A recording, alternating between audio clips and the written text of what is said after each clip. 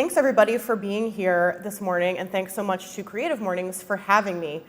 I have to say that when I was asked to speak to you all today on the topic of tradition, I was a little nonplussed. I don't know about you all, but I was thinking of sort of the negative connotations that can come with tradition at first. Things that might hold you back, or that you feel you've grown beyond, or make you not belong. But tradition can also be grounding. It can remind us where we come from and where we want to go. So obviously, I'm going to talk about cheese today. I hope you all had a chance to taste some of what I brought. If not, please have some on your way out. Those are cheeses from Valley Milk House and Bertrand Hills Farm, the cheesemakers I work with in Collective Creamery. I'm gonna go to our first slide. Here we go, some cows. These are cows at Bertrand Hills Farm in Chester County. So tradition is essentially what's passed down from generation to generation. And despite the fact that the millennials are blaming the baby boomers for all of the world's ills and vice versa, I think you can imagine which side I'm on in that argument. For nearly all of human history, this was the only way we survived. It was by learning from the people who came before us, figuring some stuff out on our own, and then sharing that knowledge with our offspring and with the other people around us. And because of that, I decided this was the perfect opportunity for me to talk about cheese and some of the work I've done in collaboration with cheesemakers in Pennsylvania, and how the principles of traditional dairying and cheesemaking can be a template for a more sustainable food future. And it makes sense. Dairying, which is humans caring for ruminants, cows, sheep, and goats, in order to make food from their milk, has been around for 9,000 years, nearly as long as agriculture has. These animals graze on marginal land. That's no good for things like vegetables, grains, other row crops. They fertilize it as they go, which is great because you don't need any inputs to keep a steady food supply for those animals. It's a sustainable, closed system on its own. And actually, this is just some cheese from ancient Egypt. This summer, archaeologists unearthed a 3,200-year-old wheel of cheese. It's a sheep-goat blend, mixed milk, from the tomb of some kind of official in Egypt. And you wouldn't want to put it on a cheese board like this. It might be a little dry. But I just thought it was really cool that it didn't like disintegrate into dust. It's like still a wheel of cheese. Cheese has staying power, and it helped us have staying power as humans were developing into themselves. When we domesticated animals for meat, milk, and fiber, that helped populations in the Fertile Crescent in ancient times stabilize their populations, reduce mortality rates. It shaped spirituality. Milk and cheese were really important in the ancient Sumerian city of Uruk, where daily dairy offerings were made to the temple of the goddess Inanna. And the king, who was in charge of making sure that there was enough butter, cream, and cheese to offer to the goddess every day, worked with the temples to make sure that they had a way to tabulate all of the quantities of these items. So they were scratching pictographs on clay tablets and notating quantities on tokens that they would seal into balls of clay and use to keep track of what they were doing, which is an important precursor to written language.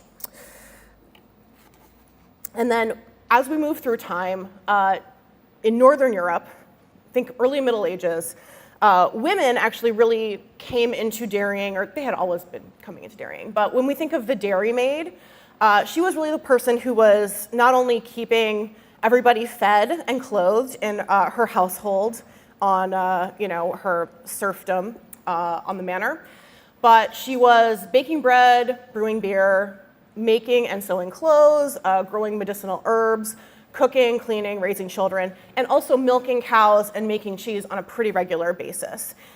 Cheeses like the bloomy rind that you see today, the ash-covered round, that one's called witchgrass, it's a Valençay style. Soft ripened cheeses like that were first made by these women in Northern Europe as part of their own diet and also as part of the rents that they paid to their lords. During the Enlightenment, as science and technology were applied to agriculture by men, dairymaids were kind of pushed out of the cheese conversation, and it became this gradually became this more industrialized, male-dominated field in a lot of ways, as things were mechanized, things were improved, and production was aggregated. During the industrialization of our food system in the Western world, a lot of varieties of cheese were lost. So many different regional, local varieties that all had their own character, that were all made by different farms, all a little bit different with their own terroir, were sort of forgotten and flattened as dairying, cheesemaking were aggregated into factories. And this happened like across our food system as well, pretty much between the mid-19th and mid-20th centuries. Despite that, Pennsylvania today is a great place to be a cheese lover. Our heavily agricultural state is 6th in the nation in milk production and 7th in cheese production. Artisan cheesemaking is actually concentrated in our part of Pennsylvania, the southeast. So we here in Philadelphia are particularly lucky to be able to access cheeses from several farms and makers relatively easily. And I might share those places you can get them at the end of the talk. And while there are so many amazing Pennsylvania and New Jersey cheesemakers that I've gotten to know over the past 8 years, there's a Dairy Maid, I have a couple that I'm going to highlight in this talk and that I'm working with now. Just some beautiful sheep and some beautiful cows on the 2 farms that I'm going to introduce you to in a moment. This is Sue Miller and one of her beautiful Jersey cows, one of the few Jerseys in her herd. It's mostly Holsteins. The little black and white cow in the background, that's what Holsteins look like. Jerseys are brown in the front. She and her husband, Ken, are first-generation dairy farmers in Chester County. About 12 years ago, they realized that selling milk to the co-op, which is when a big bulk tank on a tractor trailer shows up to your farm first thing in the morning, pipes your milk into it with everybody else's milk, and then drives away every day, you get a check, was not going to work anymore. Often the price of milk is below the cost of production, and they were going to lose their farm since they didn't have that multi-generational equity in the land that a lot of more established dairy farms had. So they had to do something different. And Sue took a cheesemaking class, started making cheese, and she turned this fluid milk, they still sell fluid milk to one of their co-ops, but she's using more and more of their milk to make these beautiful, delicious cheeses with identity and with a name.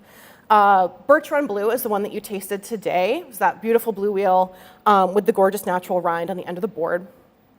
And that was her first cheese. It's actually kind of an expert level cheese, and of course she started with a Bleu. That's just the kind of person she is. And she was one of the first of the new generation of artisan cheesemakers in our region. And this was only really a decade ago. So this movement, while it's really vibrant, is still pretty young in the area. Today, Sue and Ken's sons, Jesse and Randy, have come back from studying agriculture at Cornell to help raise the animals, grow the feed, manage the farm, and make and sell the cheese with their parents. Sue and Ken created something that they're able to pass on to their kids, an enterprise that's taught tens of thousands of people in our region what good food can be, what good farms can do, and what tradition can taste like.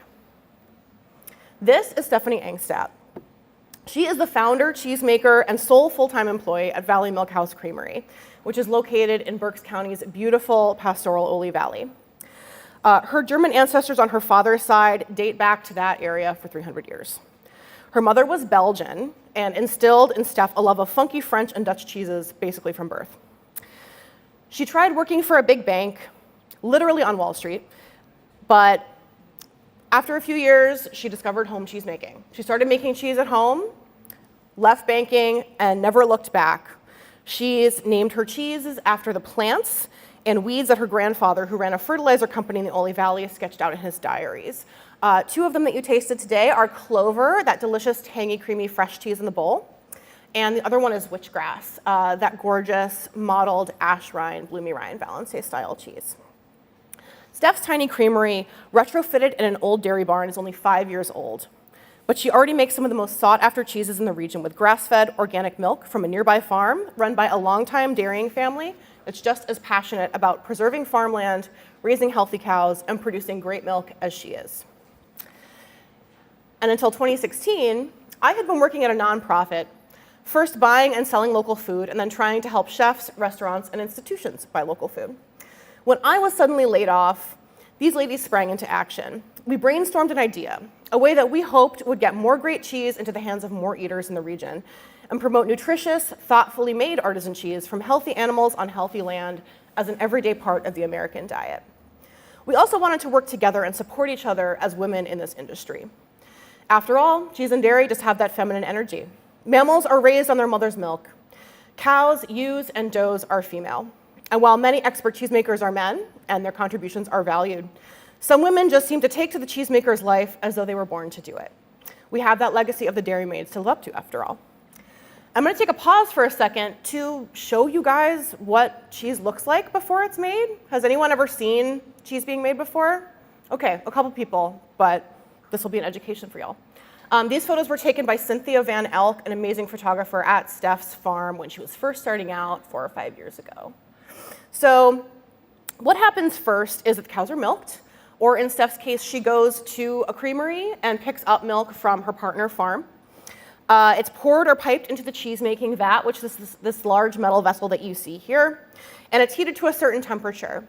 Starter cultures are added, similar to the cultures that make tangy, delicious yogurt, and they reduce the pH of the milk, which helps the rennet, which is a coagulating agent derived from the stomach lining of baby calves, to coagulate the milk. So this photo shows the milk has been coagulated. It's got this beautiful sort of silken tofu milk jello texture.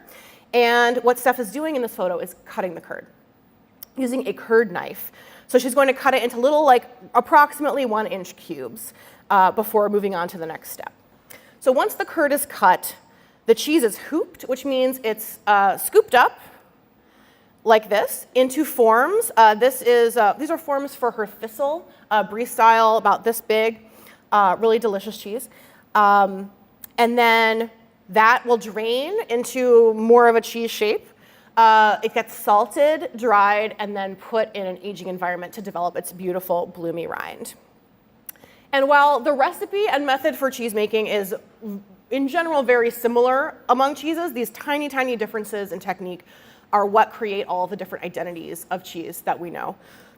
So there's thistle drying off. And then this is a larger format aged cheese, her tome style. These curds have been stirred and heated a little bit to reduce more of their moisture. You can kind of see how they're smaller, a little bit more granular. And she's pressing them into a cloth. They're going to get weights put on top of them to expel even more moisture, and then those are going to go into the aging cave to be washed with a hard apple cider brine. These are some wheels of Steph's Bleu cheese. This is actually before she got her wood boards. Cheese is typically aged on wood boards. This is kind of a controversial thing for the FDA, unfortunately, despite the fact that it's been done for millennia.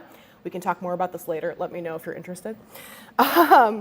So these aged wheels, they're flipped, they're checked, they are rotated a couple times a week. Sometimes they're washed with a brine. And in the case of Bleu cheeses, this is Steph's Bluebell, but this also happens with Bertram Bleu. They are pierced 50 times on each side at different periods in their aging process. That allows oxygen into the cheese, which is what creates the blue mold inside the cheese. That's not going to grow unless there's oxygen present in the paste. In addition to all of this, women cheesemakers do all the other things that women do too.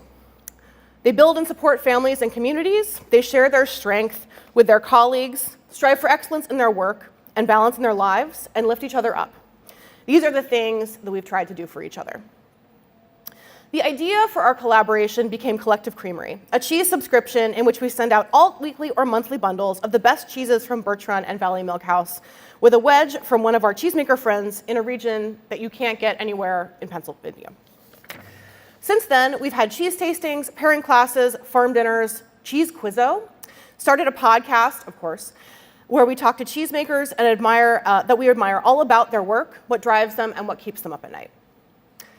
We ask them that because this is hard physical, mental, and emotional labor, often with one family or one person playing the roles of farmer, cheesemaker, offeneur, distributor, and marketer rolled into one. To contrast this, in Europe, where cheeses have not only cultural cachet, hundreds or thousands of years of trial and error behind them, and government support, these jobs are all done by individual businesses along the supply chain. The story of cheese in America is the story of our food system. For the past 3/4 of a century, it's been dominated by industrial-scale monocrop production, controlled by corporate interests and eradicating the identity of the producer. But for the past 40 years or so, a small group of producers and consumers have been pushing for a food system that's decentralized, regional, and local, with food grown or made by people whose names you know, whom you can look in the eye. It's better for our health, our environment, our economies, and our communities. The thing that small-scale domestic artisan cheese has going for it in all this is its identity. No two cheeses, no two batches of the same cheese, no two wheels of cheese in the same batch are going to be exactly alike. These cheeses have names, and so do the people who make them and the cows who produce their milk. For most people, a carrot is a carrot, even when it's grown with love and care on a nearby organic farm. A cheese, though, has personality, uniqueness.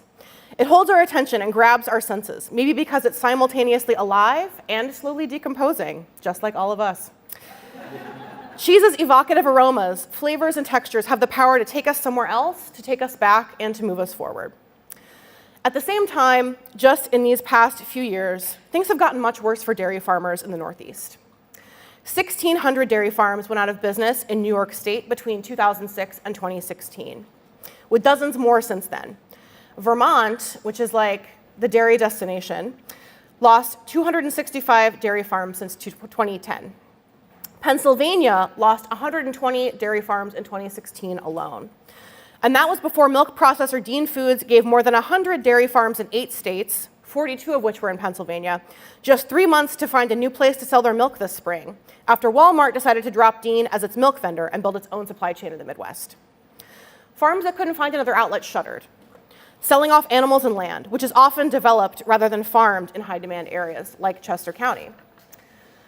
Sue Miller says, as townhouses spring up around her 55-acre farmstead, that's the last crops that land will ever grow. Existing dairy farms that aren't adding value to their products by turning them into cheese or going organic and grass-fed have also been getting paid below the cost of production for their products for the past 4 years. Dairy cooperatives are sending out information on suicide prevention to their farmers. It's bad. And support from eaters, like you, is needed to turn things around. That's why it's important that consumers demand quality, well-crafted, sustainably produced, locally made dairy products. Not just cheese, but milk, yogurt, and butter, too. In striving to master their craft and nourish us with their art, today's grass-based dairy farmers and small artisan cheesemakers are recapturing the methods, the flavors, the philosophies, and the harmony of our not-so-distant agricultural history, practices that are still used today in other cultures all over the world. Cheese has been with us since we started being human rather than hominid. And these traditions just might be able to help us carry on and achieve balance in a highly uncertain future. Whatever that future holds, it's going to take all of our effort to not only survive, but to thrive. To create a food culture that is not only just, abundant, equitable, and nourishing, but one that speaks to where we came from, where we're going, and what delicious things we can do when we work together and with nature. That's us at the farm. And thank you so much for having me.